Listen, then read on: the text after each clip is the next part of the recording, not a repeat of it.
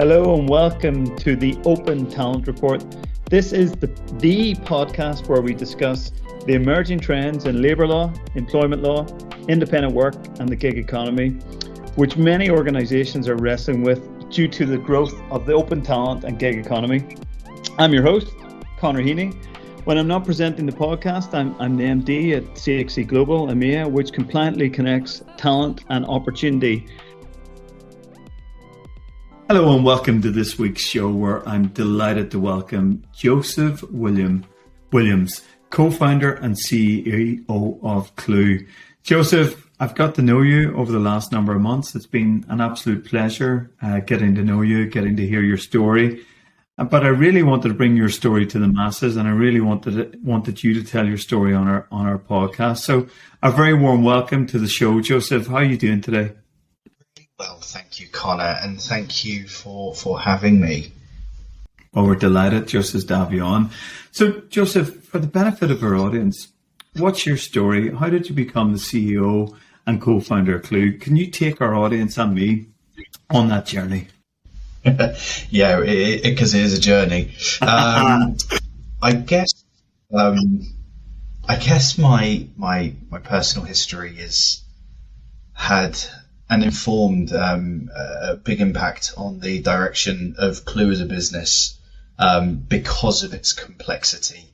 When I was younger, I struggled with behavioural issues and my studies. And when my mum died when I was a teenager, I left college, I left home, and because I didn't really have an education, so to speak, in the post-Blairite era of education, you kind of, if you didn't have a degree, you had two options, and it was kind of trade or retail.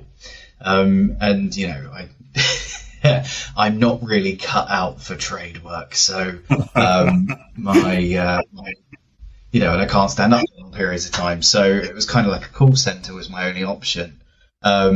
And I'm super sensory, so I have autism, but particularly on that kind of sensory sensitivity perspective, and call centers are not great for that. But I was so lucky because the COO of that company was also on the spectrum, and she kind of clocked this really quickly, and wanted to put me in an environment that would kind of be, I guess, psychological. We didn't really have the language for psychological safety then, but that was explicitly what she was doing. And so I got involved in data analysis, and it turns out I was really good at it.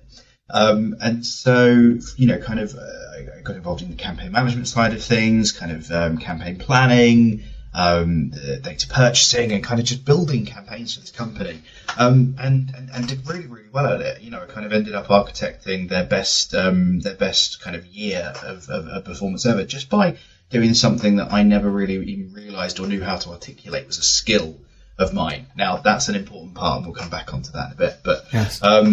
So I, worked there for a few years. It was absolutely fine, but I knew it wasn't where I wanted to be. And so I got tapped on the shoulder by one of our clients to go and head up a new kind of digital kind of campaign team that they were building. And this was all quite new. We're kind of in the early 2000s at this time, and so digital marketing as a profession had been around for some time, but it was still very one-to-many. Personalization wasn't really a done thing, and definitely app-based technology wasn't a thing. And that's what we were really doubling down on. How can we take a traditional content business and make it a kind of a series of hyper-personalized kind of app-based products? And so that is really where I carved out my career, kind of helping organizations navigate digital transformation, create products, personalized products that delivered personalized experiences and created trust, brand trust in this digital environment that was so disparate and at that time as well, terrible reputation, spam, cold calling, kind of just really poor data practices were rife. And so I kind of carved out a career looking at trust and the principles of trust. All of the time in that career path, I was talking about the digital skills gap and trying to close it. We need people who understand the concepts of digital, and these macro conversations around how this had to be the focal point of the organization's future proofing strategy. Yet every single time when it came to hiring anybody, instead of focusing on the aptitude and capability of their digital skill set, we would say, where did you work? How long have you worked? Where did you study? And, basically all of the questions that had nothing to do with someone's ability to show up and perform in the types of role that we were hiring for. So that was a reoccurring narrative, Connor, for the best part of 15 years I had in digital. And then I was, I had the privilege of consulting in companies like the Times and News Corporation. Played an integral part in launching Twitter in Europe, and ended up in the BBC and restructuring a lot of their traditional content businesses through the BBC apps. And when I was there, we were just getting ready to launch BBC apps. We had this critical hiring need for programmers, and the level of barriers were just insurmountable, and it's just driving me insane. Now, I mentioned autism earlier, and one of the blessings that it's given me, that's a massive nightmare for others, but it's great for me, is if I can't quantify something, I obsess over it. And so I couldn't get to that point of quantification as to why we weren't allowing highly skilled, great people into the interview process, but we were allowing people who weren't a good skills match, that just had, came from adjacent organizations into the process. So I quit, and I went to work in recruitment, which, is, it's definitely one of those industries that's got a bit of a questionable reputation, but that wasn't really the problem. And so I spent now the best part of 7 years in recruitment, understanding how it works, why it works, where the gaps are, and that subsequently led on to realizing that if there was ever going to be a skills-based and slightly more democratic hiring model, we'd have to build it ourselves.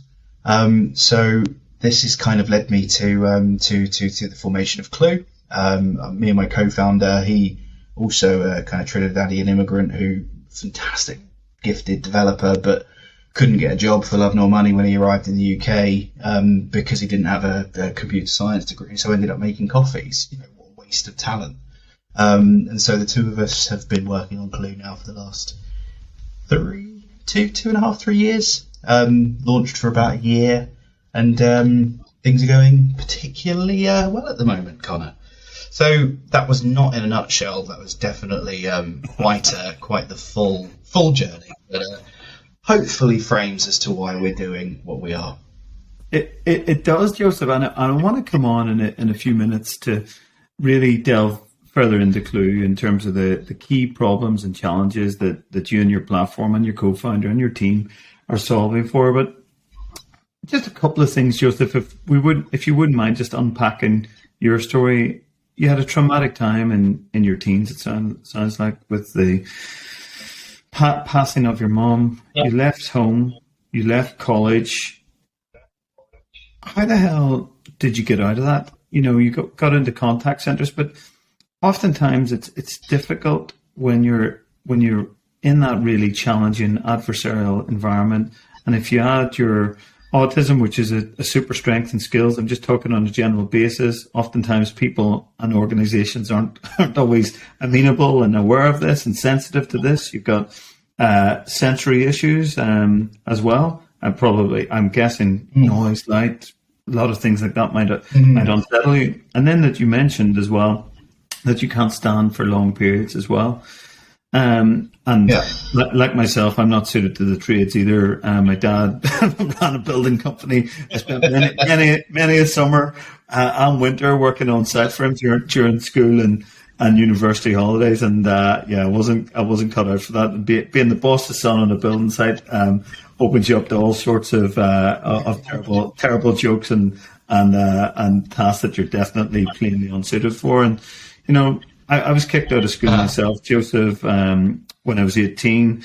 They let me back to do my A-levels, which I failed. I failed it again. I managed to talk my way into university, and into the worst in terms of performance university in the UK at the time, which subsequently became my savior. But I guess the reason I was able to do that is because I had the cultural capital, the confidence of going to, I suppose, an almost elite school. I grew up reading books and in a supportive environment. I had that confidence and cultural capital to go and almost negotiate with that university to let me in, right? And they let me in. But not everyone, and I come at this from a position of privilege. I'm aware of that. I'm self-aware enough to know that I had a relatively or very privileged upbringing, depending on who you speak to. I suppose if you talk to the top 1%, probably we would have been in the bottom of the 1%. But if you talk to the 99%, we would have been in the upper echelons, right? So, but that was a rather circuitous path for my education and career journey. And, I really felt that school wasn't for me in terms of the way it was set up at the time. I've often talked in the podcast before, Joseph, sitting in a maths class, looking at a compass, going, what the hell has this got to do with anything? And I haven't used a compass or used trigonometry since, right? So I suppose even then I had a fundamental problem with how kids were educated, at least where I grew up in Belfast in Northern Ireland. But I suppose let's talk about me, Joseph, but I guess I wanted to give some examples that people have different journeys, and not everyone's journey is linear, and not everyone's journey is through the normal way of doing things. But how did you beat or how did you win in those adverse circumstances, Joseph? Well, I mean, did I was the question. I mean, I don't think I ever looked at it as winning instead of just survival. Similarly, Connor, I think whilst being very cognizant that comparison is the thief of joy, and when you're looking at massive constructs like privilege, comparing privilege is really dangerous, because just because you've had privilege, it doesn't mean you've not encountered hardship. It just means that you kind of privilege is this like Jenga tower of additional layers, and so the less you have, the less kind of less stable. The more stable the structure is, the more the more you have, the more unstable the structure is. So there are so many complexities to that. And so I recognise that I too had an immense privilege when I was growing up. We saw the world. My mum was a deeply empathetic educator. And by default, and so provided me with love and kind of understanding of my way of learning at a level that I never would have experienced, in so many different environments. And so, deeply privileged from that perspective. But on the other side, my dad was this kind of like militant human being who this, regardless of how much I succeeded, would always see that there was something else for me to do, and another way for me to be better than I was. And so I think it was a mixture of both, kind of the level of value I felt in really understanding myself. And sorry, actually a really important part of this. So from the age of about 5, my mum had us all speaking with a therapist as children, as siblings, and this wasn't because we had innate challenges that we were coping with or the like. It's just my mum's rationale behind that was that she wanted us to be as eloquent speaking about our hearts as we were speaking about our minds.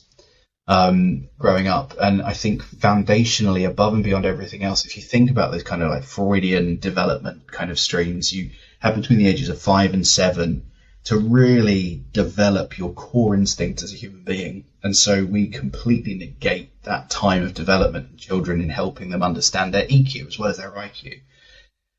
And I think having that time in that phase of my life created, the space created to learn how to prioritize and communicate about my mind and my heart, was the foundation and what helped me navigate all of the challenges I'm having so far. It's something that is instinctive in me. It's not something I've had to learn secondarily as I've got older. And that's something that is incredibly unique. I'm still to meet someone else that's had that, that's been gifted that exposure, that privilege from such a young age. And I think ultimately it kind of comes down to the concept of resilience and drive. You know, when you're told you're not good enough a lot, you can either cave under that or you can use it as fuel. And, you know, I kind of always say that, you know, the more people tell you no, the more that kind of helps you focus on that kind of that lane of what's going to make your yes. And that's ultimately been the driving force through any adversity. I don't think there's much that's more powerful than that as fuel. Wow. Thanks for sharing that, Joseph.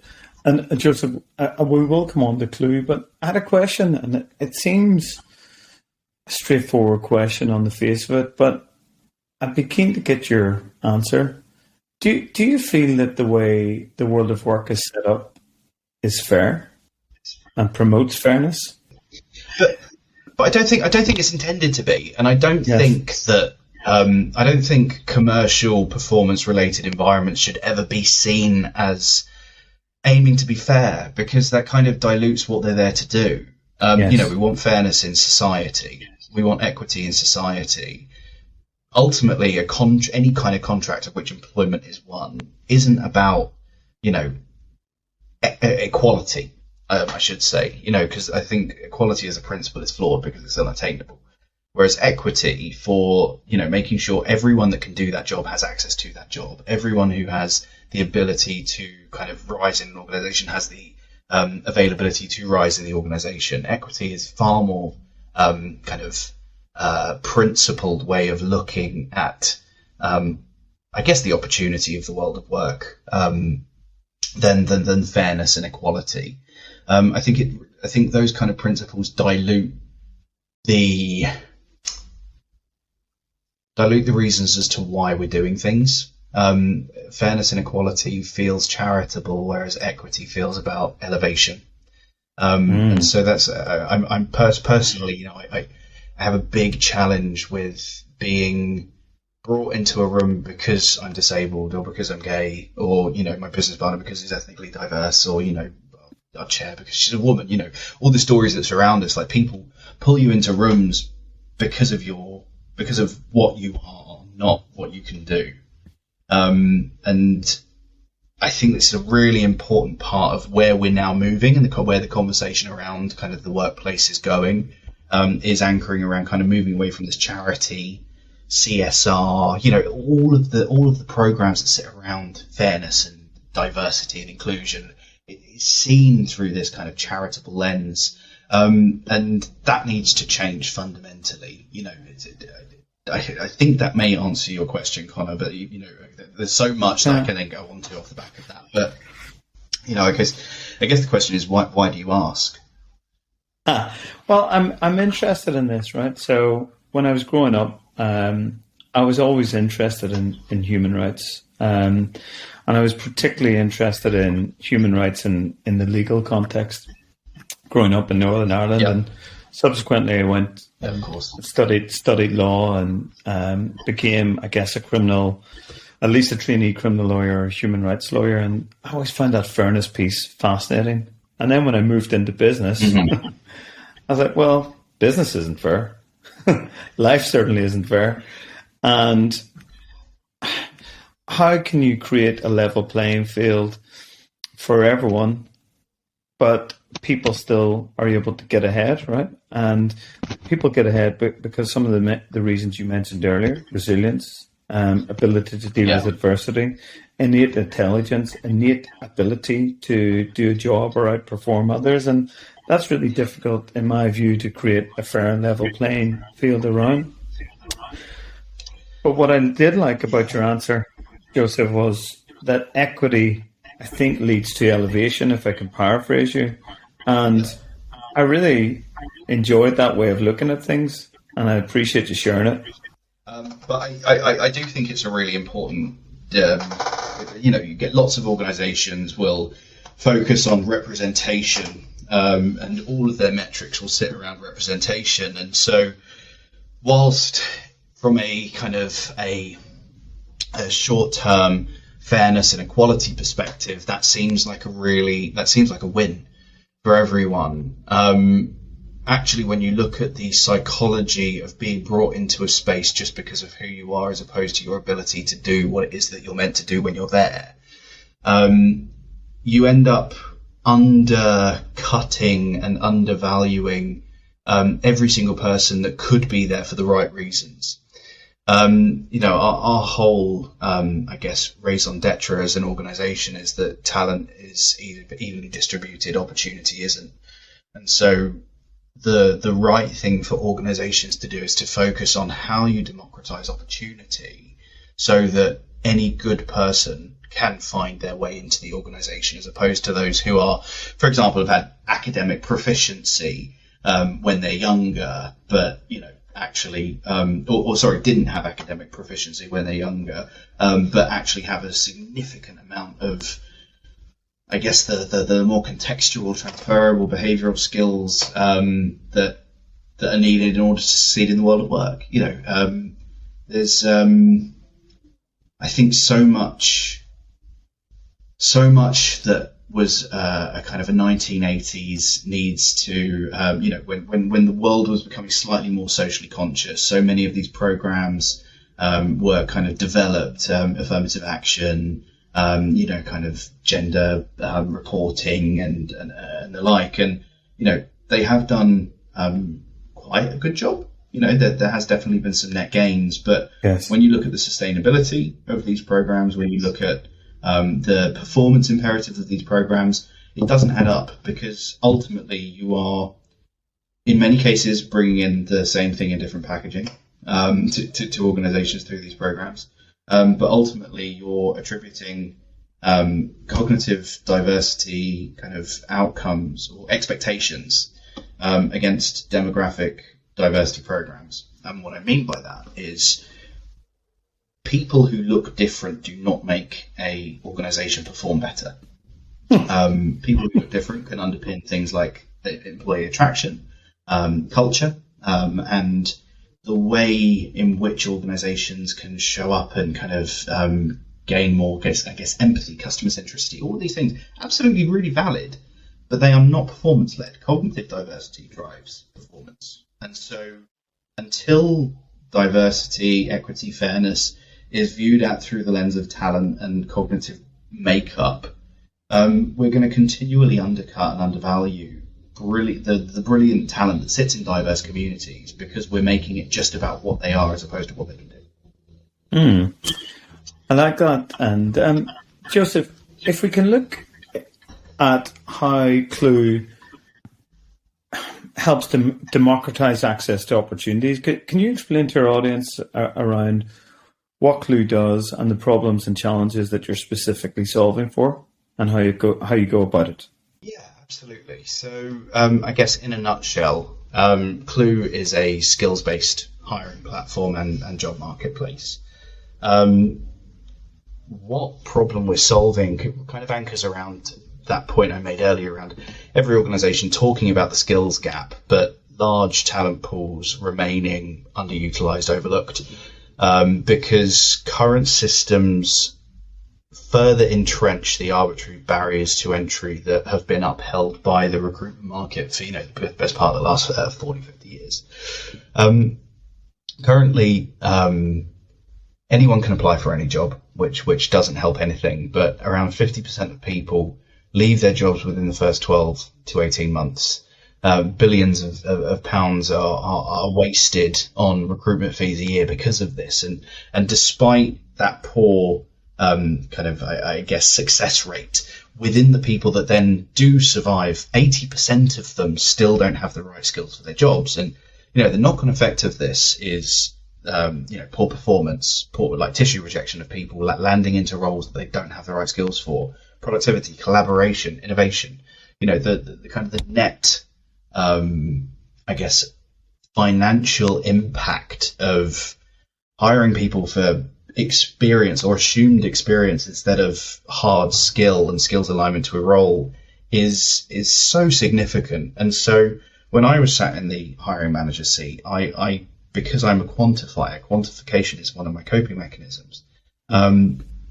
I couldn't quite understand why there was always a skills gap, why we were not, if we cared about skills gap, why we wouldn't pay attention closer to skills. And ultimately that came back down to hiring being a risk mitigation activity as opposed to an opportunity creation activity, and why people were hiring people from similar jobs, job titles, similar organizations, adjacent organizations, isn't because people are really good at assessing people that come from those environments. It's because they are the closest thing to what currently exists, and therefore it's seen as the lowest risk of bringing that person in, because we don't expect to understand what someone can do until they're in role. Now that's entirely untrue.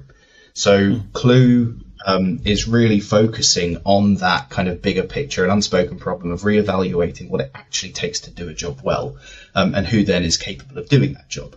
So we emphasize on developing kind of proactive relationships with a huge array of education, training, upskilling, reskilling providers, and prioritizing the kind of the way in which job seekers are introduced to opportunities, that pays close attention to the quality over quantity shift that we've seen in most other kind of customer focused business service lines like in marketing and sales.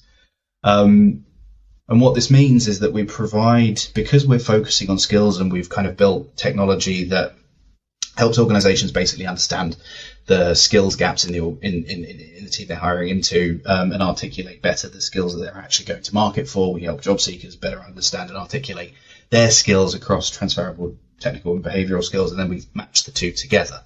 And so because we're doing this, we don't just help organizations close skills gaps and increase kind of longer term outcomes like retention because people are in the right types of jobs.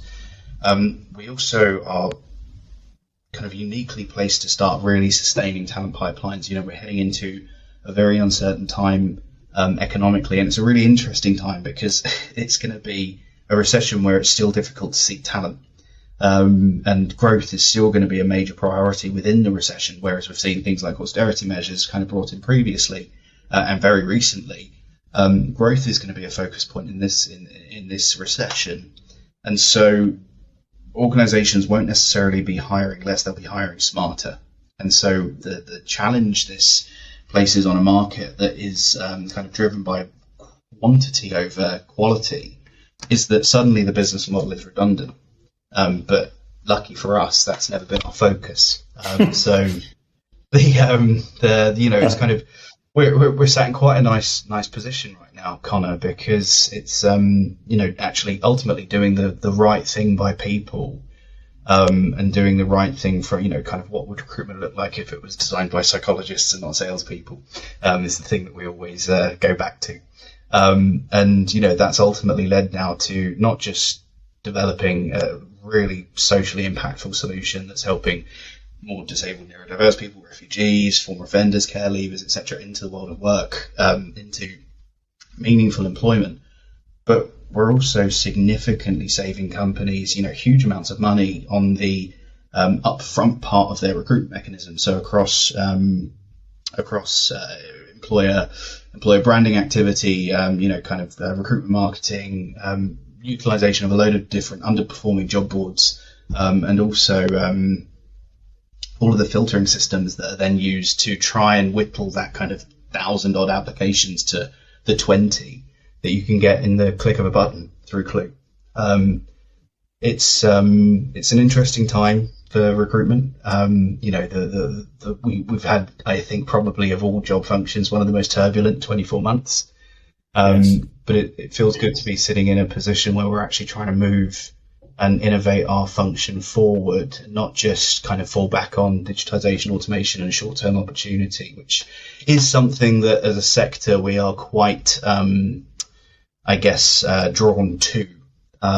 because it's necessarily quite easy money to look at short term in recruitment. I think that's why so many people are drawn to it.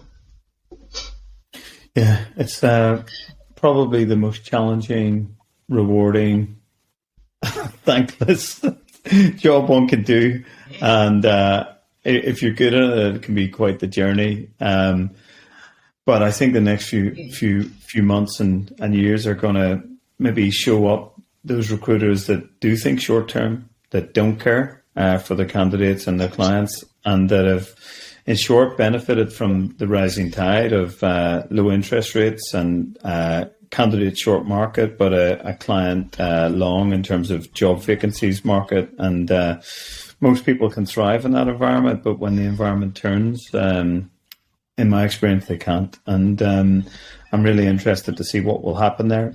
I suppose, Joseph, if we think about the problems and challenges that you're solving for, why have, in your view, so many companies got this wrong, right? Why are companies, in your view, still asking for things like a degree when it might not be relevant to the role, right? A general degree. Why are companies, like if you think of big bank A, right? Just, the biggest bank in the UK or Europe, right? My guess is, even if you're the best applicant since the history of time, and you've got a criminal misdemeanor on your criminal record, you're out. If you didn't pay a bill 10 years ago, you're out, right? But you've probably got, to use recruitment lingo or parlance, the skills to pay the bills. Mm-hmm. If you're disabled or you look disabled, right? Let's be blunt about this. You're probably out. Yeah. So I guess first and foremost, why are such outdated practices out there? And then two, what can be done to solve for those in your view?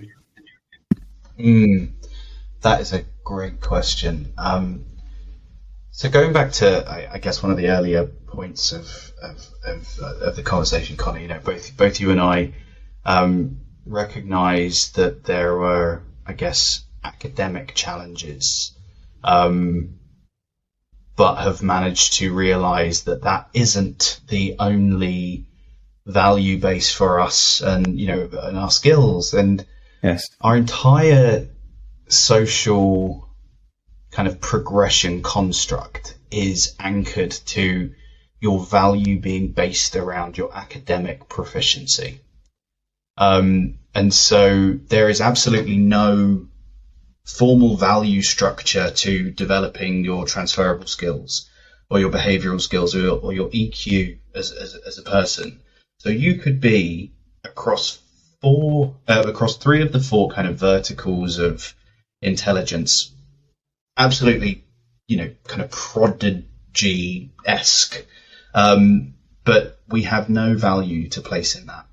And so why do we still lean on degrees? Because that is the only formal value structure that we have to separate what we see as highly intelligent people or high potential people from those that we see as not. But I think what the working world is coming around to, and this is, one of the great things about having a system that is so skilled anchored, yes, is that we can actually kind of quantify the skills that employers kind of think they're looking for versus the skills they're actually looking for. We can then quantify the skill, like the communities that actually manifest those skills the most. And so one of the things that we see time and time again is that at entry level in organizations through the apprenticeship schemes, the grad schemes, organizations, about 80% of the roles that are going out to market that sit in the non-qualification centric roles. So you will always need to be qualified to be a doctor, a lawyer, an accountant, an architect, so taking that out of the equation for the time being. The skills that are most dominant and the skills that are needed the most or in highest demand over-index in communities that are non-degree educated. And why is that?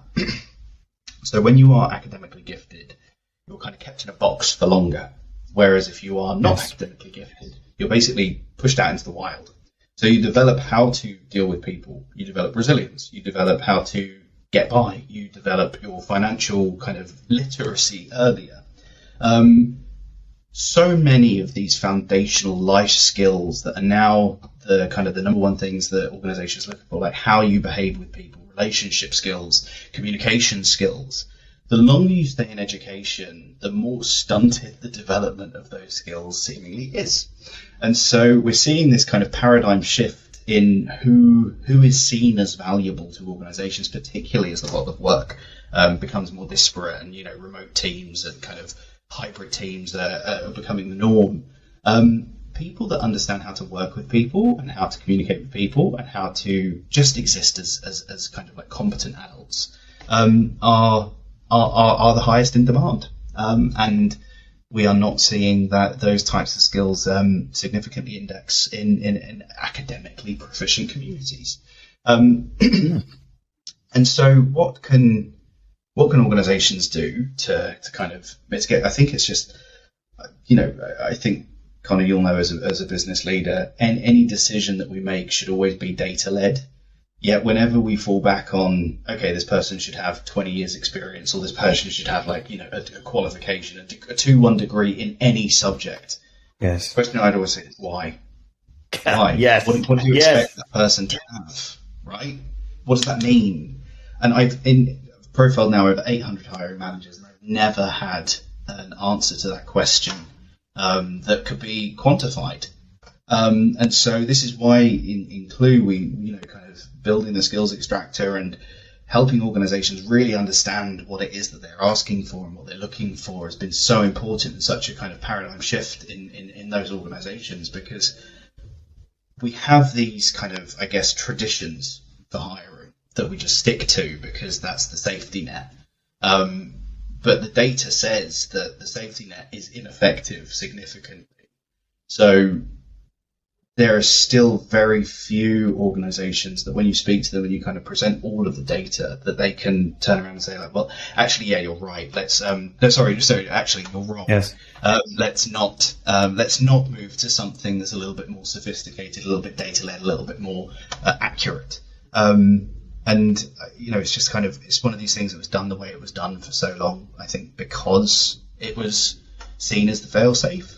But now there are better ways of doing things, and those organizations that get it will win the supposed war for talent, because they'll not because they'll be broadening their talent pools, because those organizations are going to be the ones that benefit from the innovation of removing the barriers to entry.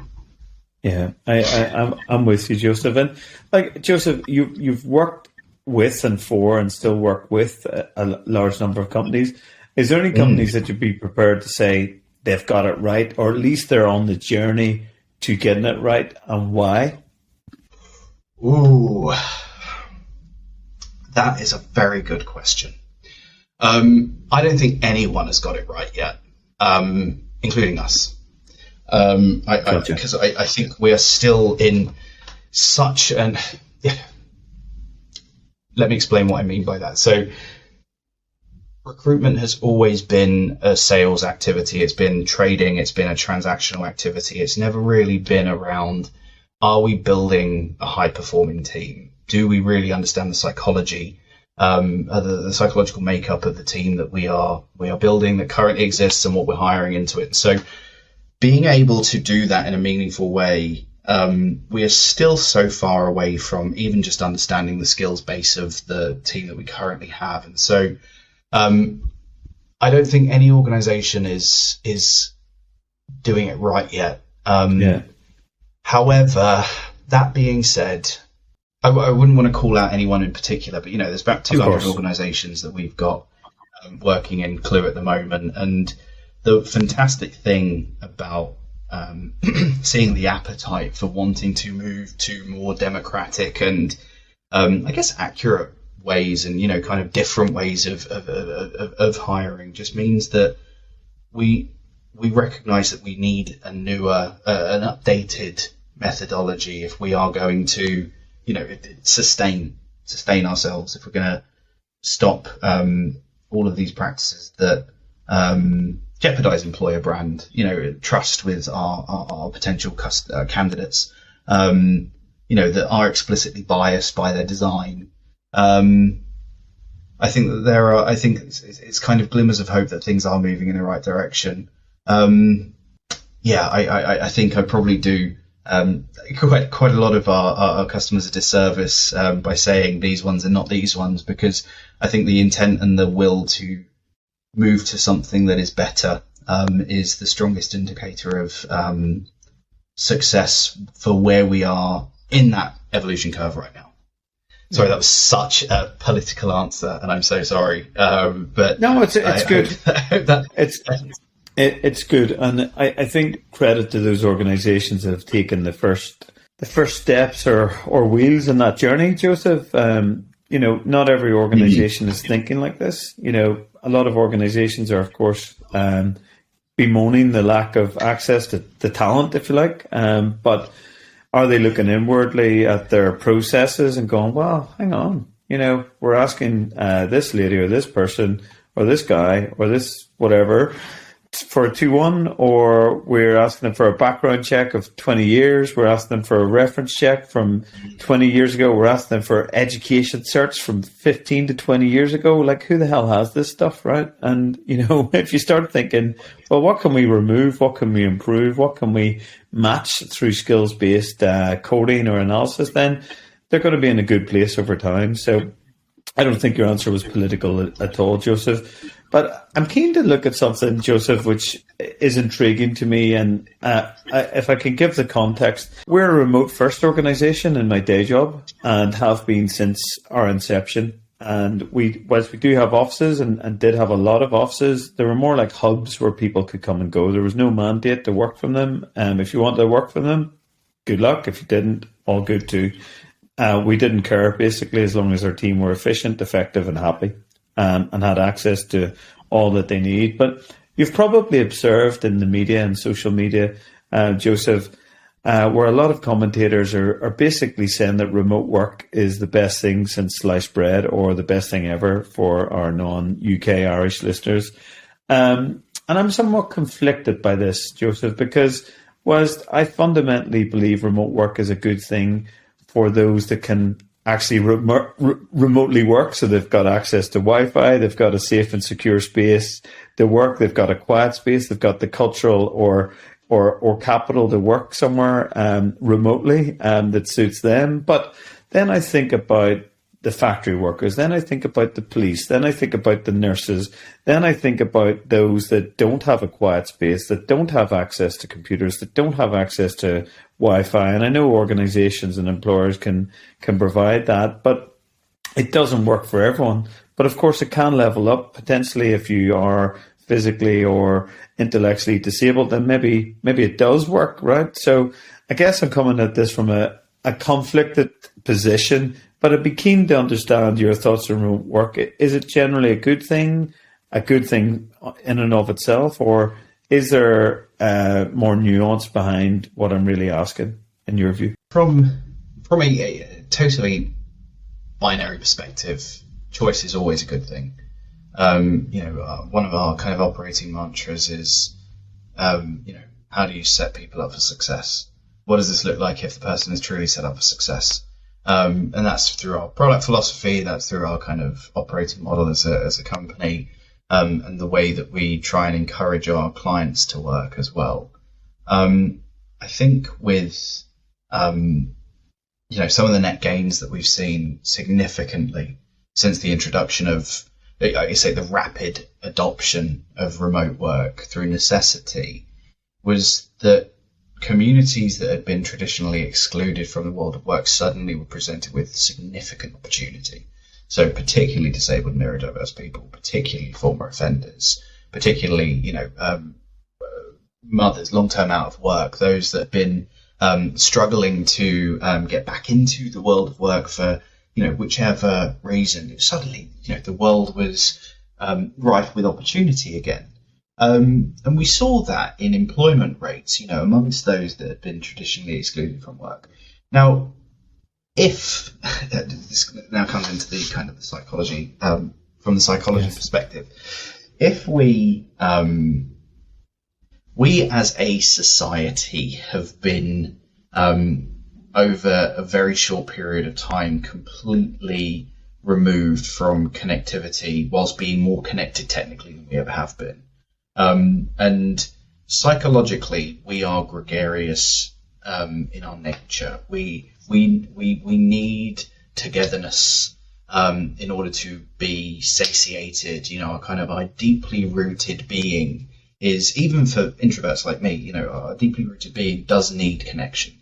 And so remote in its principle makes sense, but we increase our responsibility as organizations to make sure that people are psychologically safe in that environment. People have the right tools to be productive in that environment. And so if we look at it by its kind of just its singularity, principle, remote working, giving people the ability to, the flexibility to work in an environment that makes them perform at their best. Absolutely fantastic. What are the, I think the programming that we've got around it at the moment kind of begins and ends there. And what we're starting to see, particularly I think it was in either September or October, about 60% drop in the posting of remote opportunities in the UK. Yes. What we're seeing is this kind of reflexive kind of, we've tried that, but actually it's not working. So let's just retract it. Let's just take it away because it's not working. Because it was always half-baked as an ideology, what we did was just say, okay, you can work from anywhere, because we just wanted people to carry on working. What we didn't have was the programs that kind of make remote working successful. We just offered remote working. So I do believe that it's the right direction. Flexibility, kind of outcome-led programming in organizations is really important. But we can't just throw all this. It's kind of like in the beginning of, we see it in diversity quite a lot. All of a sudden, every single company is jumping on, the pay gap reporting. Every single company is jumping on having a pride parade. Every company is, doing, massive Black History Month celebrations. But when you look at the data, the organization isn't retaining or attracting more diverse talent. They still have significant pay gaps in the upper end of the organization, but a lot of the gains are being driven by people that join and then leave within kind of under 12 months because they're not set up for success in the organization. Like, everything is so half baked, and it's ultimately because the people that are leading these decisions and these programs aren't necessarily programmatic leaders. Calling out D&I there for a second. You have people that have kind of sat in different parts of businesses or who have lived experience now suddenly making decisions on behalf of huge swathes of people. And it's not from an operational standpoint, it's from an inclusion or a diversity standpoint. And that's never going to set the kind of the outcome, the overall outcomes up for sustainability or success. I agree with you, Joseph, and I think that's a very considered answer as well. So thank you for sharing with us. And Joseph, I want to look at something else. I feel bad even asking this question as your HR tech company, but do you feel that we have been, or we were, or are in the midst of a HR tech bubble? The bubble's bursting. So yes. So RecTech, 8% growth year on year for the last, kind of 5 years. It's been a race to kind of digitize and scale breadth of service, and but what we see, and really what we've been ensuring we avoid, is becoming a digitized or automated version of what currently exists. And unfortunately, because speed to market in any kind of booming market is pivotally important, you've had a huge amount of RecTech companies come out over the last kind of 24 36 months. All of them have been focusing on big tech. The vast majority have been focusing on kind of tech or sales type talent. And suddenly, all of these newly adopted platforms and services are carrying, as we move into the next kind of 6 months, the biggest risk profile to HR departments. That they are not fit for purpose in this kind of environment. And so we kind of sit back and, we don't laugh a little bit, but, it feels good to have focused on the most important thing, which is not necessarily where the short-term opportunity is, but where the long-term goal is. Jeff Bezos is a million things for a million different reasons, but one thing as an operating principle that I adore, that I've stayed true to in every product that I've ever built, was he said, he was in an interview one time and asked, what's the evolution journey basically for Amazon? Where do you want to be in 10 years' time? He was like, exactly here. And the reporter didn't quite understand. He was like, I want to focus on building a product that is as relevant in 10 years' time as it is today. That is the only principle I have. So I'm not going to get lost in fads and kind of trends and kind of these surges in activity and short-term opportunity. I'm going to focus on building a long-term sustainable business. And, that is why they are, he's en route to be the first trillionaire or whatever it is in the world. And that is such a strong, RecTech is actually a really good example of why, if we are focusing on market innovation, we have to focus on innovation, not just digitization and automation, because digitization automation, its shelf life is based on the relevancy of the market that it's basing its digitization automation on. And unfortunately, moving into this kind of economic downturn, recruitment at 50% success rate is not a viable investment for organizations. And all of these companies that are focused on this mass market kind of attraction opportunity, we connect to all the social media platforms, we connect into this, that, and the other, but none of those channels operate and perform well. So your entire business model is suddenly redundant, and that is the situation with 90 odd % of RecTech suppliers now, and actually also recruitment companies. This environment that we're moving into. Our sector has made a lot of money over recent months because of a war for talent. So the bar has lowered, and that bar will be raised again. Now we're moving into a kind of much more spend conscious environment. I agree with you, Joseph. And I think the other thing, a lot of the RecTech and HR platforms that attracted significant investments of capital were based on the business fundamentals at the time, which have completely changed. And they're based on future profits, which are unlikely to materialize. And they're based on, as you know, Joseph, from your experience as a founder, on what the total available market is. But the total addressable or total available market is probably diminished considerably for a lot of those companies. And I think they're in for quite a choppy time, unfortunately. So, really appreciate you sharing your insights on that. And Joseph, I'd like to finish our conversation, if I may, with a question that we ask all of our guests. And the question is quite straightforward, but the answers are always different and always fascinating. What, in your view, Joseph, is in store for the future of work, or what's your prediction for the future of work? That's such a loaded question. What do I think? I think the future of work will be underpinned by transparency, accountability, and trust. We've been operating under the illusion of organizational transparency for some time, but even as of I think earlier on this year, one of the big exec search firms released a paper that was saying 35% of chief diversity officers aren't capturing data. Only 35% of chief diversity officers are capturing data. And so when we start programming around the future of work and kind of how we can sustain in a disparate and kind of hybrid environment, and how we can be more democratic and equitable in routes into the job market, and how we can sustain organizational growth. All of these principles are underpinned by us getting so much better at the transparency piece and the trust piece. The world of work is not engineered to trust individuals.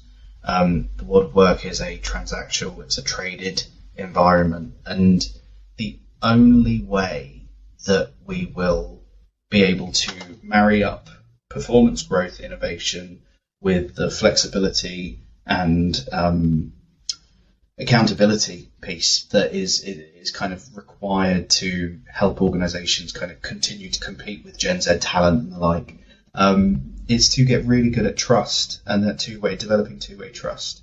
And so how do I think that is achievable? I think AI and machine learning is one of these really interesting things. And I think in our world, so many organizations are going on about, AI does this and AI does that. And I think ethically, we have such a conflict building, which is we're trying so hard to get AI to replace human decision making in people-centric lanes. If it's sales funnels, in kind of reporting kind of platforms, AI is brilliant. But in our line, in people world, we cannot be looking to the future of work to be one that is kind of led by automated and kind of augmented processes and systems as the trend currently is. The future of work, in my mind, is how do we utilize all of the data that we have available? How do we get better at capturing data and then using machines to help us make better options, or to highlight better options that we could make, better choices that we could make. I'm not sure if I feel like that wasn't quite the answer, but maybe that did make sense, and I'm just being maybe a bit critical. But yeah. Yeah, I think you're being unduly harsh, Joseph, on yourself. Yeah.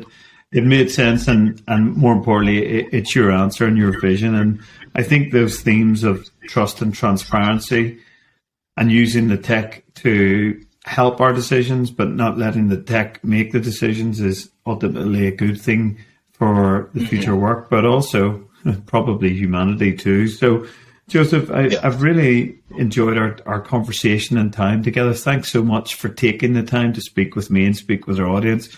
I've really enjoyed it. As I said at the outset, I've really enjoyed getting to know you over the last couple of months. It's been quite the journey, and I'm really looking forward to seeing the success of you and Clu, and really watching you guys grow. So thanks so much, Joseph. And where is the best place, Joseph, for our audience to find you and look you guys up?